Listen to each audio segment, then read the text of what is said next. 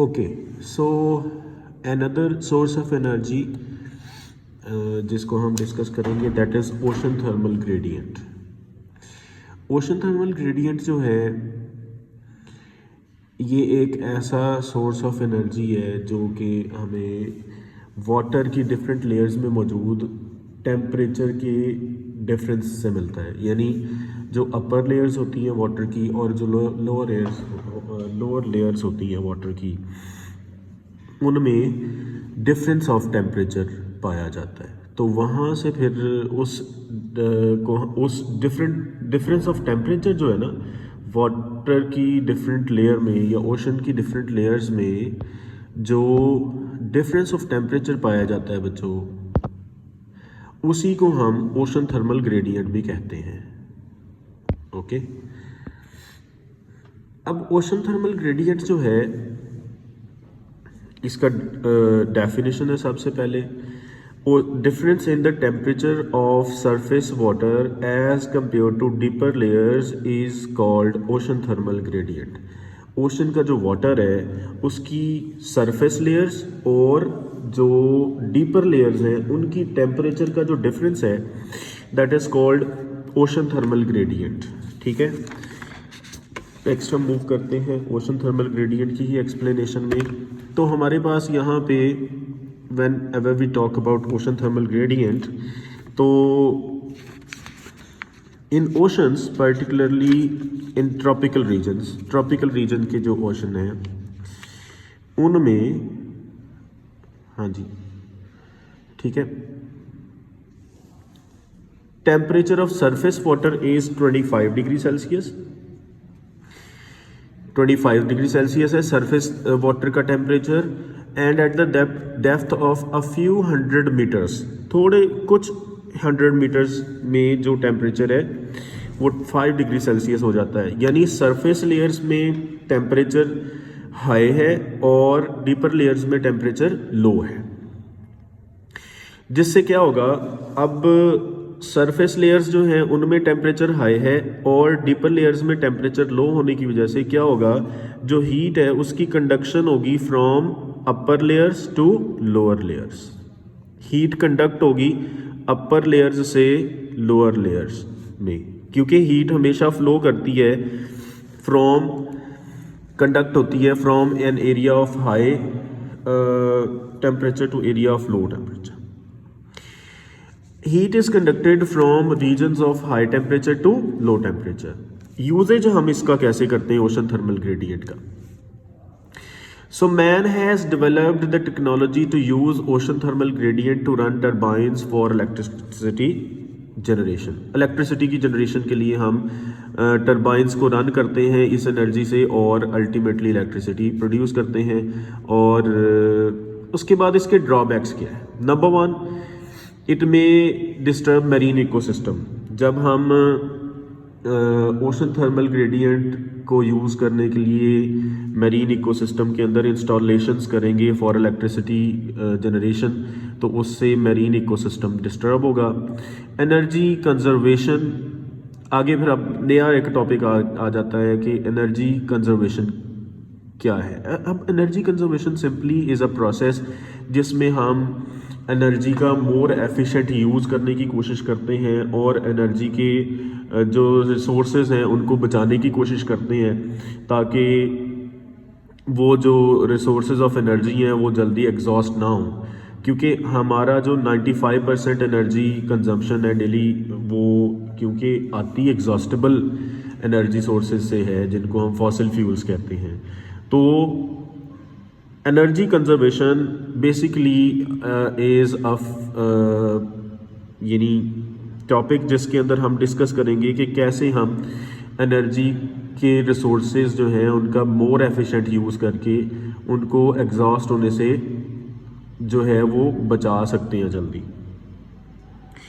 Due to limited availability of energy resources they should be used in a planned and balanced way. ठीक है, क्योंकि energy के resources जो हैं हमारे पास मेन वो लिमिटेड हैं, इसलिए उनका यूजेज जो है वो प्लान्ड होना चाहिए और एफिशिएंट होना चाहिए ताकि वो जल्दी एग्जॉस्ट ना हो।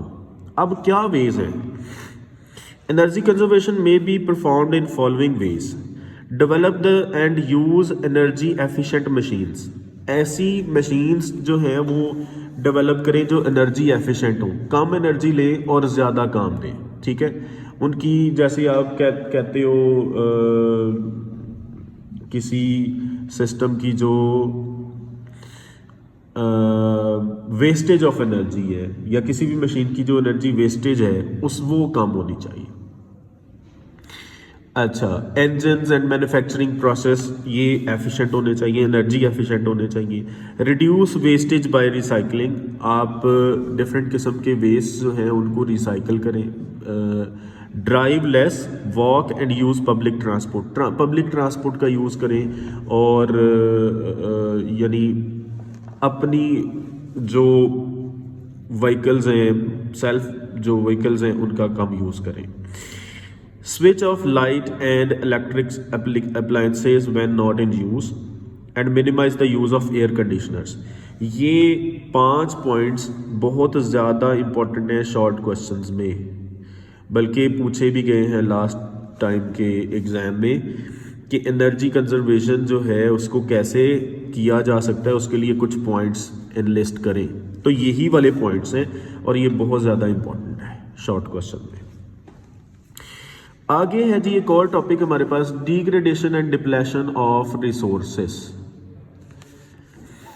सो degradation and depletion of natural resources में, natural resources of earth can be divided into 2 categories. Physical resources जिसमें वाटर है, इसमें नॉन लिविंग आएंगे ना रिसोर्सेज, एयर है, सॉइल है, केमिकल एलिमेंट्स हैं, फॉसल फ्यूल्स हैं, और बायोलॉजिकल रिसोर्सेज जिसमें लिविंग ऑर्गेनिजम्स हैं, डिफरेंट स्पीशीज़ हैं, वाइल्ड लाइफ है, प्लांट्स हैं, ये सब इसमें आएंगे।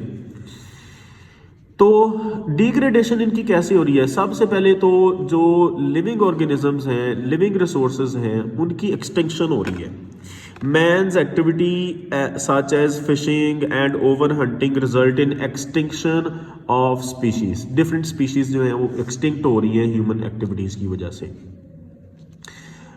तो क्योंकि chapter he man and his environment है, तो हम बेसिकली इम्पैक्ट पढ़ रहे हैं ह्यूमन का इन डिफरेंट स्पीशीज के ऊपर।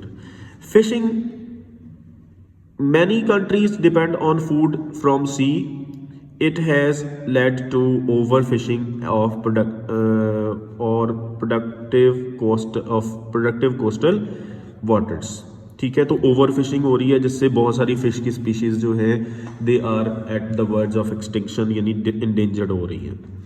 Deforestation is another leading cause जिसकी वजह से degradation and depletion of resources हो रहा है।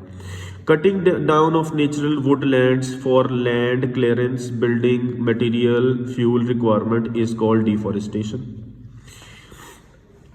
जब हम जंगलात की ज़मीन को क्लियर करने के लिए, बिल्डिंग्स वहाँ बनाने के लिए अनकंट्रोल्ड कटिंग ऑफ फॉरेस्ट कर रहे हैं, तो ये क्या कहलाती है? Deforestation. Deforestation destroys natural habitat of organisms. जाहिर है बहुत सारे जानदार जो हैं वो रहते हैं फॉरेस्ट के अंदर, तो जब डिफॉरेस्टेशन की जाएगी तो वो जानदारों की स्पीशीज़ को भी ख़तरा है, उनका हैबिटेट डिस्टर्ब हो रहा है। सो डिफॉरेस्टेशन के नतीजे में ना सिर्फ हम प्लांट्स की स्पीशीज़ को ख़त्म कर रहे हैं, बल्कि वहाँ पे मौजूद एनिमल स्पीशीज़ भी इंडेंजर्ड हो रही हैं। ओवर यूज़ ऑफ लैंड, अब लैंड को भी हमने जो है वो डिस्टर्ब किया हुआ है। Only 30% of land earth is land, हमने पहले भी बात की है। 70% इज कवर्ड बाय वाटर, ठीक है, और 30% लैंड है। Man is a terrestrial animal, पहले भी बात हुई है। Increasing human population deprives other animals of their habitat, जैसे जैसे इंसानों की पॉपुलेशन बढ़ रही है तो अर्थ के ऊपर या लैंड के ऊपर बाकी जो स्पीशीज़ हैं जानदारों की वो ख़तरे में है, उनको यानी जो हैबिटेट है उनका वो लॉस हो रहा है। ठीक है, ह्यूमन इम्पैक्ट।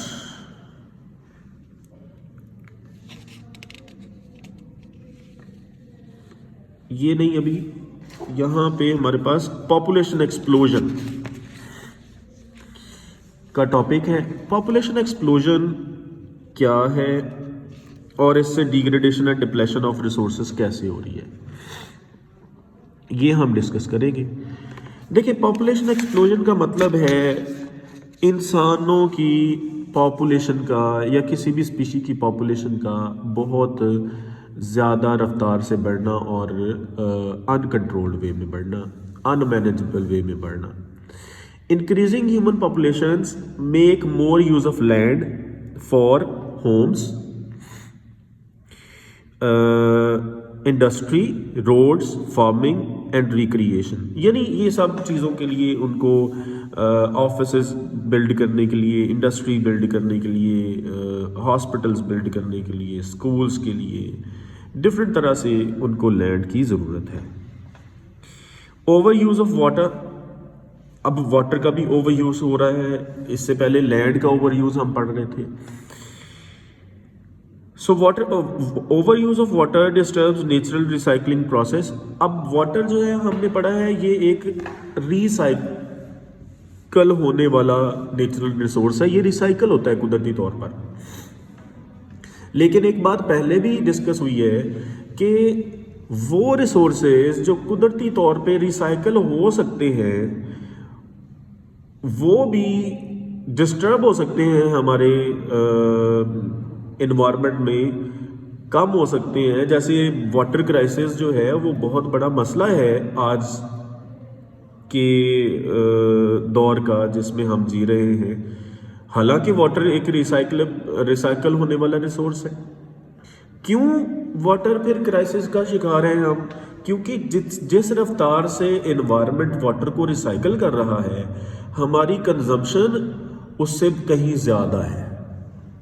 इसलिए ऐसा कोई भी रिसोर्स जो कुदरती तौर पे रिसाइकल हो रहा है वो भी ख़त्म होने का खदशा है, हो सकता है अगर हम उसका ओवर यूज़ कर रहे हैं। यानी जिस रफ्तार से वो रिसाइकल हो रहा है उससे कहीं ज़्यादा रफ्तार से हम उसको कंज्यूम कर रहे हैं। Over use of water disturbs natural recycling process.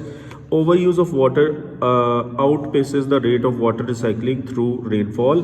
Water purification and treatment plants are slow processes as compared to water usage. यानी यूजेज बहुत तेज़ी से हो रहा है लेकिन रिसाइकलिंग के जितने भी प्रोसेसेस हैं वो उतनी तेज़ी से काम नहीं कर रहे। उसके बाद फॉसिल फ्यूल्स हैं, इनका अब फॉसिल फ्यूल्स में क्या आता है? कोल है, ऑयल है, पीट है, नेचुरल गैस है, are non renewable resources. They are a source of energy that flows to the outer environment. ठीक है। Significance other than energy, यानी फॉसिल फ्यूल्स की सिग्निफिकेंस, एक तो फॉसिल फ्यूल से हम एनर्जी लेते हैं, वो तो इनकी सिग्निफिकेंस है ही है, लेकिन एनर्जी लेने के अलावा फॉसिल फ्यूल्स की क्या सिग्निफिकेंस हो सकती है? तो ये वाला बच्चों बहुत ज़्यादा इंपॉर्टेंट शॉर्ट क्वेश्चन है, वेरी इंपॉर्टेंट शॉर्ट क्वेश्चन। क्या पूछेगा? पूछेगा ये कि describe the significance of fossil fuels other than getting energy. ठीक है, यानी एनर्जी हासिल करने के अलावा फॉसिल फ्यूल से हम क्या काम ले रहे हैं। So apart from being a source of energy, fossil fuels are also a source of raw materials for making medicines. बहुत सारी मेडिसिन्स के लिए रॉ मटेरियल्स हम फॉसिल फ्यूल्स से लेते हैं। Fertilisers, plastics, pesticides, man made fibres, dyes, detergents, explosives and perfumes. ये सब चीज़ें जो है वो मैन जो है वो बनाता है और इसके लिए रॉ मटेरियल्स जो हैं वो हासिल होते हैं हमें फॉसिल फ्यूल्स से। Over use, unwise use of fossil fuels leading to depletion हो रही है जब हम ओवर यूज करते हैं इसका। Adds pollutants to the environment, जब हम फॉसिल फ्यूल्स का ओवर यूज करते हैं तो पोल्यूटेंट्स इन्वायरमेंट में रिलीज तो होते हैं और इतनी रफ्तार से फिर रिलीज होते हैं कि फिर उनको यानी टॉक्सिक लेवल्स तक इंक्रीज हो जाते हैं वो।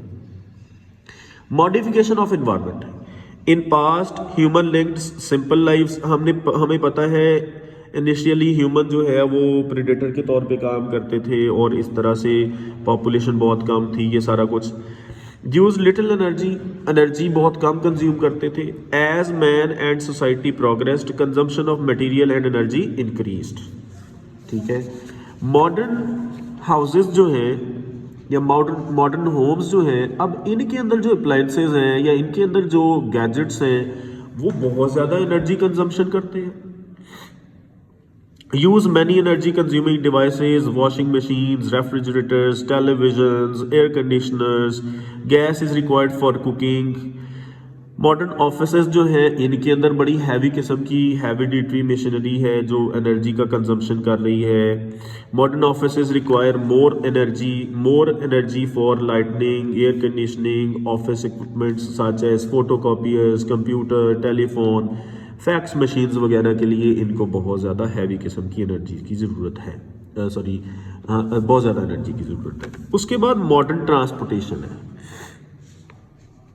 सो whenever we talk about modern transportation, तो इसमें फिर हमारे पास modes of transportation have also changed over the year, but most of them still obtain their energy from fossil fuels. इससे पहले जो ट्रांसपोर्टेशन के ज़राए होते थे इंसान के पास, वो ज़्यादा इंजन ड्रिवन नहीं थे, वो एनिमल ड्रिवन थे। डंकी कार्ट्स थी, ऑक्स कार्ट्स थी, जिसके ऊपर इंसान ट्रांसपोर्टेशन करता था। लेकिन with the invention of engines, fossil fuels की कंजम्पशन बहुत बढ़ गई, फॉसल फ्यूल्स की रिक्वायरमेंट बहुत बढ़ गई, हमने बहुत ज़्यादा ओवर यूज़ करना स्टार्ट कर दिया फॉसल फ्यूल्स का। But most of them obtain their energy from fossil fuels. Cars and taxis run on petrol, heavy vehicles जैसे बसेज हैं, लॉरीज हैं, ships and trains run on diesel. और ये बहुत ज़्यादा इंपॉर्टेंट यहाँ से MCQ है क्या, कि airplanes run on fuel similar to kerosene.